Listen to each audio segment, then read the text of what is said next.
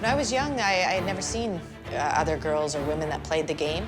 The first women's ice hockey tournament here at the 1998 Nagano Games then has been a big disappointment for Canada. The time has come for Canadian revenge. The opportunity, she scores with 1 second left in the... Yeah, winning in Salt Lake was, I'd say, my #1 moment. You have to be a little bit lucky, but you have to be driven. You have to be passionate. You have to be resilient. Jayna Hefford. And winning in Vancouver was definitely very special. I felt so fortunate with the opportunities I had. Now we're pushing to create change for the current players, but we're going to change the future. I competed in 5 Olympic Games for Canada, winning 4 Olympic gold medals and 1 silver medal. My name is Jayna Hefford, and here's my story.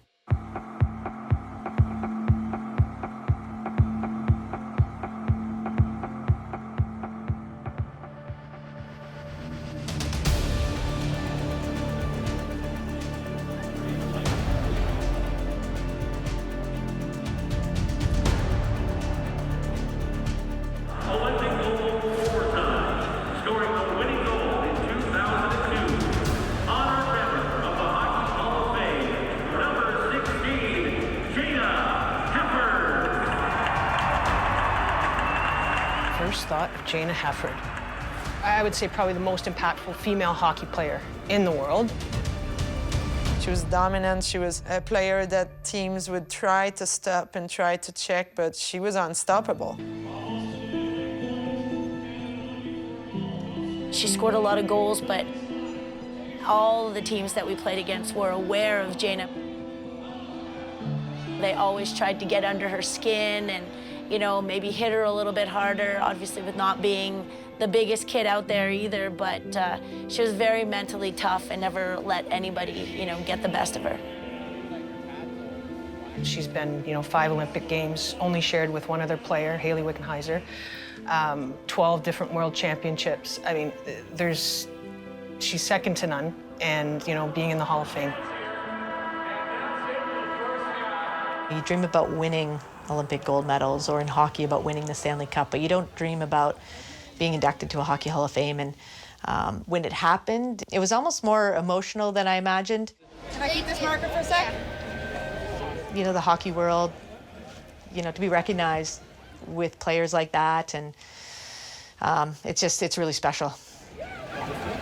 Thank you, Travis. Welcome. Thank you. As long as I can remember, I loved the game, loved playing the game and watching the game. She was just passionate about her hockey and determination, and she had a never-say-die attitude. I was the only girl on a boys' team my first few years, and eventually moved over to girls' hockey. We would play against boys' teams because we were the only group of girls that were playing. But it was still pretty unusual for a young girl to play hockey. But I would say the general public thought maybe it wasn't a sport that girls should play. It was okay, like, if you're interested in figure skating or gymnastics, but hockey was too rough, they figured, for girls. Fortunately, my parents, they could see how much I loved it and that I had a passion for it, and encouraged me to play and pursue my dreams. Canada. Le Canada. My first memories of the Olympics would be from 1988, when the Olympic Games were in Calgary. Obviously, home country games for us. At that time, I wanted to play hockey, and women's hockey wasn't an Olympic sport. In 1990, the first Women's World Hockey Championships happened. And that's when my eyes were open to the possibilities of playing for Canada as a female hockey player. And it was 2 years later that it was announced that women's hockey would be an Olympic sport, debuting in 1998 in Nagano, Japan. From that moment forward, my goal was not only to play for Canada, but to play in the Olympic Games. I was so excited to be a part of the first Olympic Games. It was sort of a unique experience for us as female hockey players. Whether you were a 19-year-old player like myself or a 38, 39-year-old veteran player, everything was new. For an athlete, that's the moment when your dream becomes reality, and you're Olympian for life.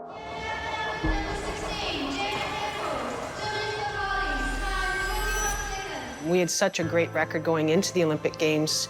You know, we had won every single gold medal there was at World Championships. Everybody, and when I say everybody, I mean, we kind of took it for granted. That was probably our demise.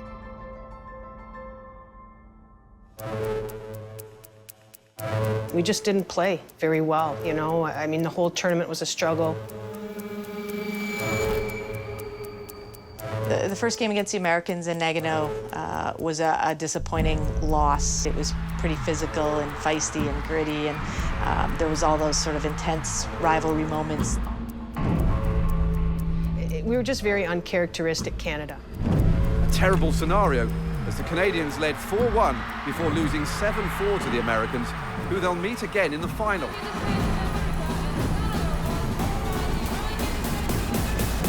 We still felt like we were in a position to get to the gold medal game and win a gold medal. First women's ice hockey final in the history of the Olympic Games, a dream final too between the two great rivals. That game, it was, you know, it was very close, and I think it didn't really seem that we were getting any luck, having any luck.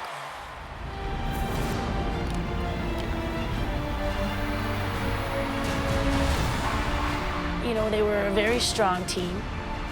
Probably one of the hardest losses to accept.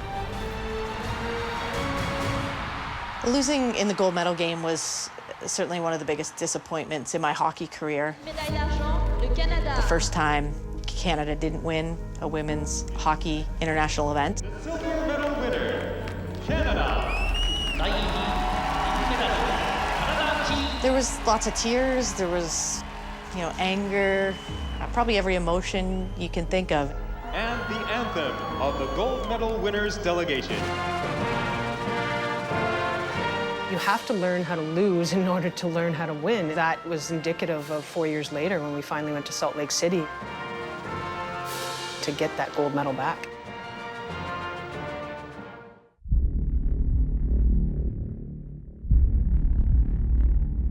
The situation going into 2002 was very different from 1998, and it was a challenging year for us. The time has come for Canadian revenge here in Salt Lake City. We played 8 games against Team USA, and we lost all those games. And then you have, as a coach, to find solution.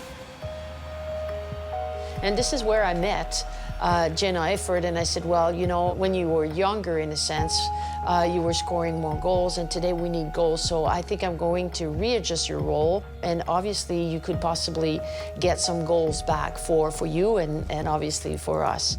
She says, are you sure that I'm capable of doing that? I think Laurie and I always joked about just giving Jana the puck, you know, and let her do her thing. You know, our goal was to win. 4 years after their defeat to the Americans, the two North American powerhouses meet again. It's a summit of epic proportions. So the gold medal game, I know we went up 1-0 early, first period, I think. Shot goal for Caroline Ouellette.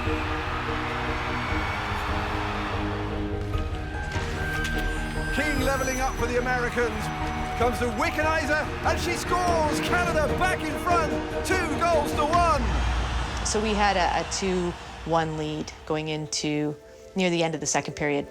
And it was sort of a unique situation because it was 4-on-4, and our team had, the players on the ice had come to the bench, and there was only, I think, 4 seconds left. We just wanted to get the puck out of our zone because we were at the, you know, at the last second of the period.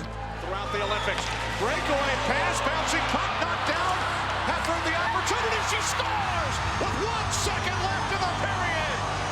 The type of player I was, you know, if we had control, I was just gonna go and skate and use the open ice. And there she went, and she just went between both D, and she scored with just a few seconds left on the clock. Hefford gets the shot. Canada with a huge goal to end the second. As I approached the goalie, she tried to poke check, and I just sort of did everything I could to get the puck up and over, which happened. It bounced in, and the buzzer went.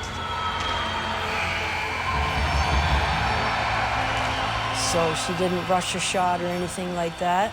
She just did it like she had done it 100 times before. Yeah, winning in Salt Lake was, I'd say, my #1 moment for a few reasons. I think, one, it was our first Olympic gold medal. You know, first one for our country, which is so proud of hockey. Secondly, coming off losing in '98, where we felt like there was a lot of unfinished business to do. And then thirdly, I think the idea of, you know, really being the underdog, and it's sort of the Cinderella story.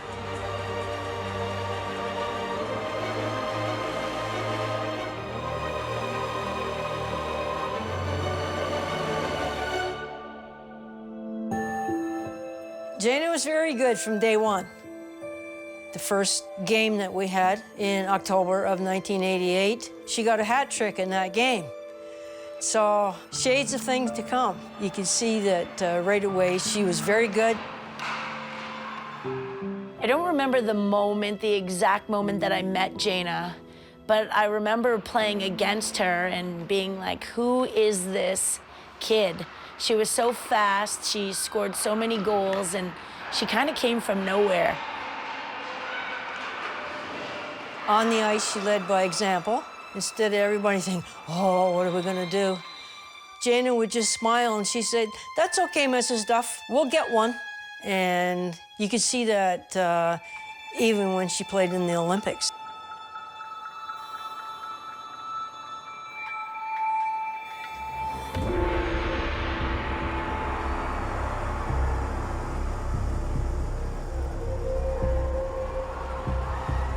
We probably had our most dominant team in 2006. I think that was one of the deepest Team Canada. Leadership, skills, maturity, firing from every possible line. And it's another goal for Jayna Hefford. Why Jayna Hefford was so good is she was just as good defensively as she was offensively. She was already one of the best in the world, and She was always a leader in playing, but she became a little bit more vocal, you know, during that time. it was contagious for all of us. You always envision, as a Canadian player, playing against the United States for a gold medal. We wanted to face Team USA because they're our arch rival, and you kind of want to prove to the world that you are the best team by beating the other best teams. Unfortunately, we didn't get to do that. Huge surprise in Turin. The USA eliminated in the semi-finals. That's the beauty of hockey. Anything can happen in a game, and Sweden proved it. I think not playing the Americans, it did have a different flavor, but it was one of those moments where when you take a bigger look at it and the impact it has on our sport. It had so much confidence that had an entire country behind them. But our job remained the same, was to win a gold medal and bring it back to Canada. Centering pass by Hefford, score!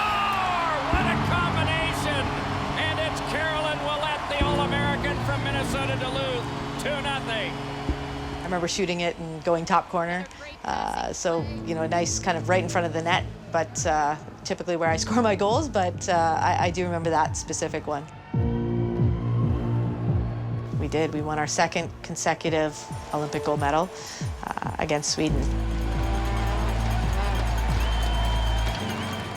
She was one of the best to ever play the game, and to see her continuing to grow the game today is truly special.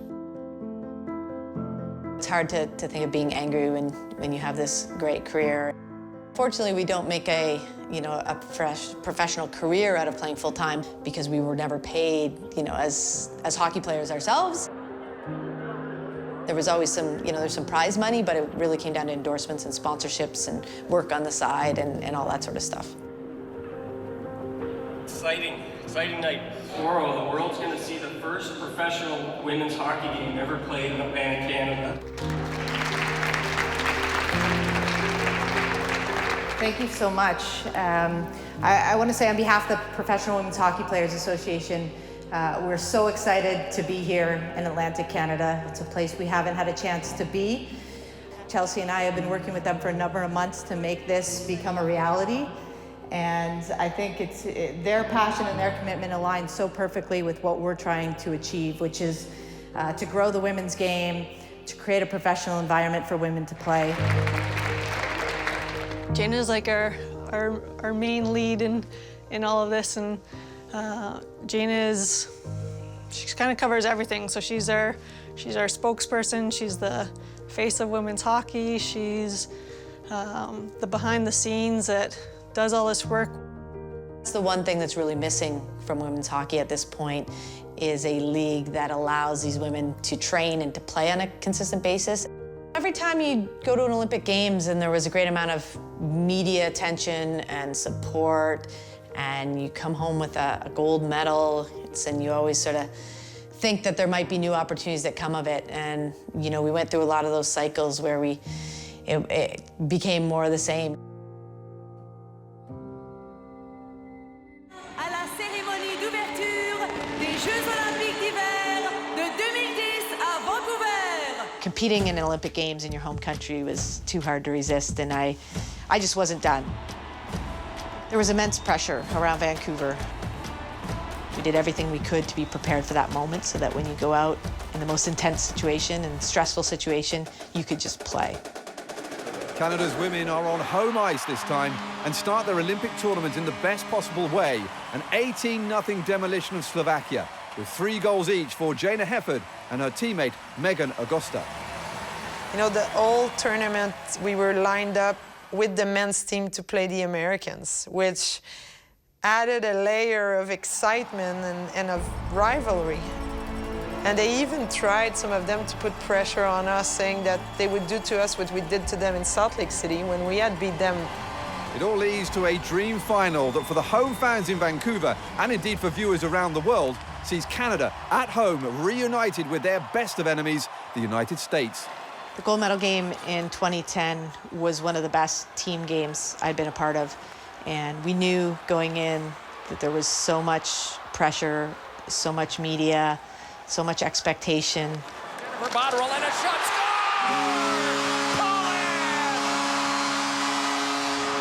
An incredible team performance in the sense that we felt from the beginning to the end that we were the better team in the world. I know Jayna was certainly, again, one of the best players in the world. And winning in Vancouver was definitely very, very special. I think that was really a moment where we became a real Olympic nation. We loved the Olympic Games before, but I think Vancouver brought us to a new level of that in this country. I remember that after Vancouver, we all thought we were getting there, and now it's almost 12 years later, and we still don't have it. So we have a long way to go to really create one professional, viable league for the best female athletes to play in. And I think that's going to be probably the mission of her life.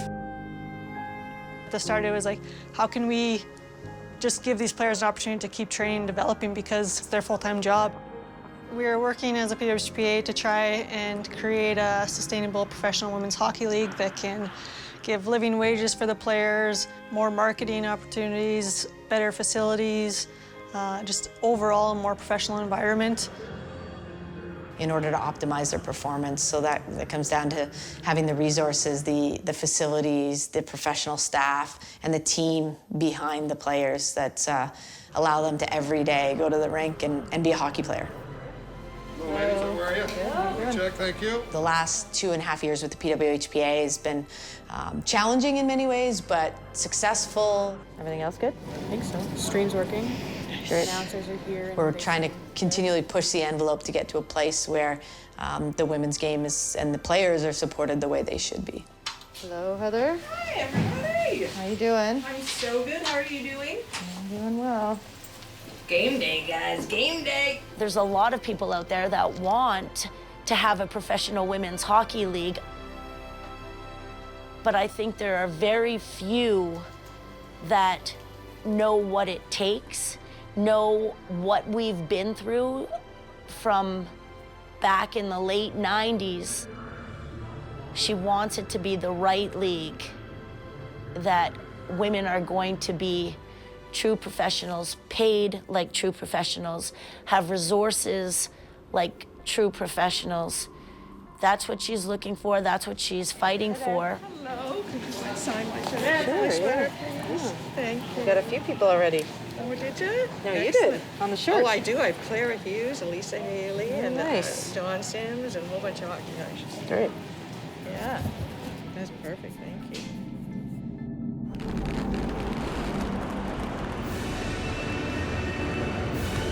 It was amazing to be a part of a 5th Games and compete in Sochi. I was one of the, if not the oldest player in Sochi on our team, but I was still enjoying the game, and physically, I was very fortunate.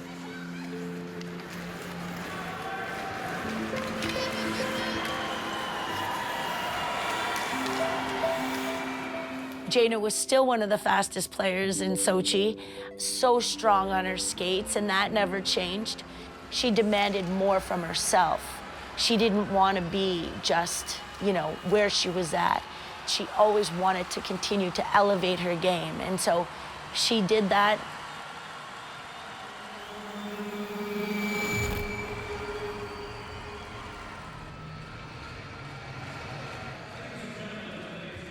I think the Sochi Olympic Games were likely the most challenging in our careers. That year we had injuries, we had a coach change, we had a leadership change, we had some adversity. We had beat the Americans in the round robin, which was a big one because we had lost the, I think, 3 previous games to the Americans. So winning the round robin game, you know, gives you a good shot of confidence as you prepare for the final. And it's time for another final between Canada and the Americans in Sochi. This great rivalry of women's hockey reaching a new peak of intensity. The gold medal game in Sochi was definitely the craziest game I'd ever been a part of. The change in momentum that happened. We weren't playing poorly, but couldn't really generate any offense. It is now a 2-goal lead. That would be a moment where a lot of teams would falter, they'd fall apart.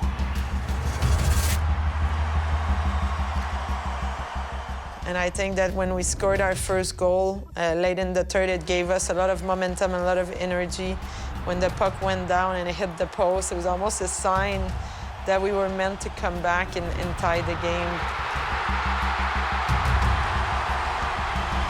And then, of course, the game went into overtime.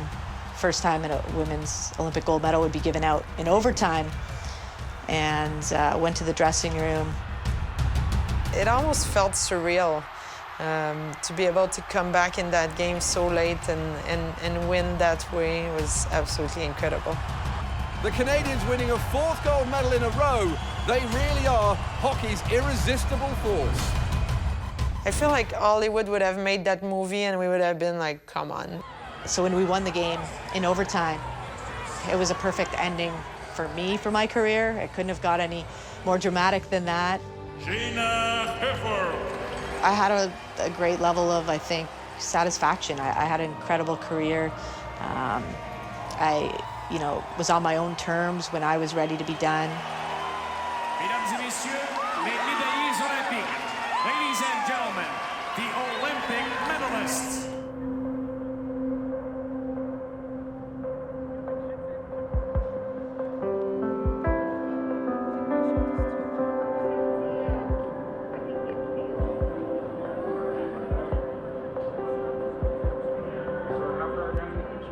After my playing career, I've never left the game. I'm still so close to it, and I still care so deeply and passionately about the sport and about the opportunities that exist for the next young girls that want to play the game. I actually went to Jayna Hefford's hockey camp when I was younger, so yeah, she's a role model, she's a legend of the game. She's someone that people look up to on and off the ice.